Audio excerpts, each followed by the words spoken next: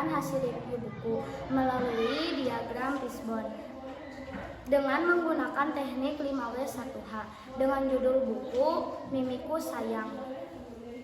Diambil dari majalah Hibar edisi khusus literasi 3. Ini adalah diagram Fishbone yang saya buat dan majalah Hibar yang menjadi referensi untuk saya review. Yang pertama adalah what? Apa yang terjadi pada keluarga Mimi? Cerita ini berawal ketika aku menyusuri jalan dengan penuh keramaian. Tiba-tiba ambulans melewatiku. Ternyata keluarga Mimi mengalami kecelakaan. Ayah Mimi meninggal dunia. Bunda dan adik Mimi mengalami patah tulang. Sakit hati yang kurasakan karena kehilangan sangat mewakili sakit hati yang dirasakan Mimi.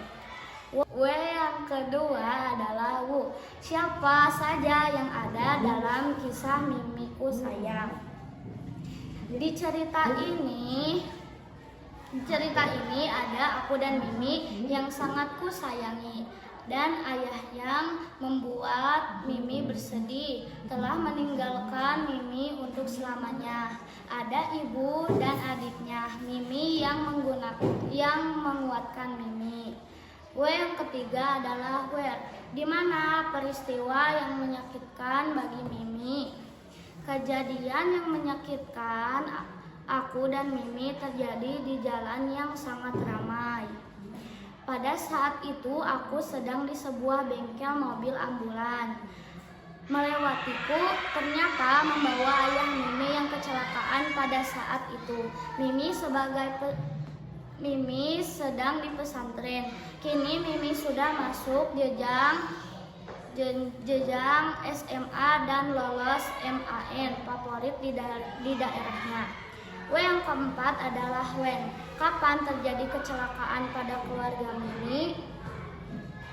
Peristiwa kecelakaan keluarga Mimi terjadi pada bulan Agustus. Belum 40 hari Mimi berpisah dengan keluarganya, pergi ke pesantren. Tepatnya Mimi pergi ke pesantren pada bulan Juli. Yang kelima adalah mengapa aku sayang pada Mimi? Aku sayang Mimi sejak awal, apalagi banyak alasan yang membuatku semakin sayang. Alasan-alasan tersebut yaitu 1. Sakit hati yang kurasakan, ayahnya meninggal seperti sama rasa sakitnya yang dialami oleh Mimi karena sama-sama kehilangan orang yang dicintai. Dan